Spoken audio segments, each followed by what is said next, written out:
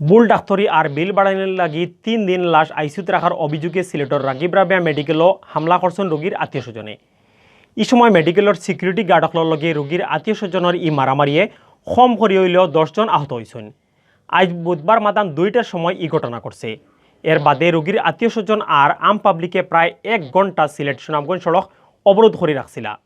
খবর লইয়া জানা গেছে রাগিব রাবিয়া মেডিকেলের ডাক্তারির সময় বুধবার মাদানে সিলেটের গোলাপকুন উপজেলার বাগা এলাকার আলাউদ্দিন মিয়ার বউ ফুলজান বেগম মারা যায়নি। তাই মারা যাওয়ার খবর পাইয়া ফুলজানের আত্মীয় স্বজনে বুল ডাক্তারির অভিযোগ করছেন। লগে তারা আরও অভিযোগ করেন 3 দিন আগে ফুলজান বেগমর ইন্তেকাল হইল মেডিকেলের মানুষে বিল বাড়ানির লাগি লাশ আইসিউত রাখি দিছেন। এই সময় ফুলজানরেও দেখবারও দেওয়া হয়েছে না। অত অভিযোগ করিয়া ফুলজানের আত্মীয় স্বজনে হাসপাতালে হামলা করায় সিকিউরিটি গার্ডকলর খেসা মাইরে লাগছে। ই মাইরে 2 পক্ষর কম করি হইলেও 10 জন আহত হয়েছেন। খবর পাইয়া পুলিশ জাগাত গিয়া সবরে ঠান্ডা করছে। ইবাইদি সিলেট জেলা truck covered van pick up শ্রমিক সমিতির জয়েন্ট সেক্রেটারি মাহবুব আলমর মা ওইলা মারা যাওয়া ফুলজান বেগম। ই খবর পাইয়া শ্রমিকসকলে বুধবার বিয়াল 4টা থেকে সিলেট সুনামগঞ্জ সড়ক অবরোধ করছেন। প্রায় 1 ঘন্টা সড়ক বন্ধ রাখার বাদে পুলিশের বড় অফিসারসকলের কথা মানিয়ে তারা অবরোধ তুলছেন।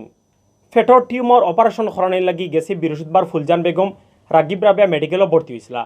সোমবার অপারেশন করার বাদেও তানরে আইসিউত নেওয়া লাগছে। বুধবার মাদানে ফুলজান ইন্তেকাল করছেন খরি জানাইছেন মেডিকেলের ডাক্তারসকলে। কিন্তু ফুয়া মাহবুব আলম আর জামাই আলাউদ্দিন মিয়ায় অভিযোগ করছেন বুল অপারেশন করার বাদেও ফুলজান মারা গেছেন। আন্দু আইসিউত 3 দিন রাখিয়া বিল বাড়ানোর চক্রান্ত করছে মেডিকেলে। আমি পরবর্তী পদক্ষেপ আমি আইনানুগ ব্যবস্থা যাব। আমি আপনাদের মাধ্যমে দেশবাসীর মাধ্যমে আমি সুষ্ঠু বিচার চাই। আমি এই বিচারটা আমি পাইতাম। আমি এই জিনিসটা আপনাদের কাছে তুলে ধরতে চাই। প্রধানমন্ত্রী জননেত্রী শেখ হাসিনা উনিও আমাদের মতো আমার মতো এতিম, উনি আমার দুঃখ বুঝবেন। এতিমের দুঃখ উনি বুঝেন, এতিমের দুঃখ উনি বুঝবেন।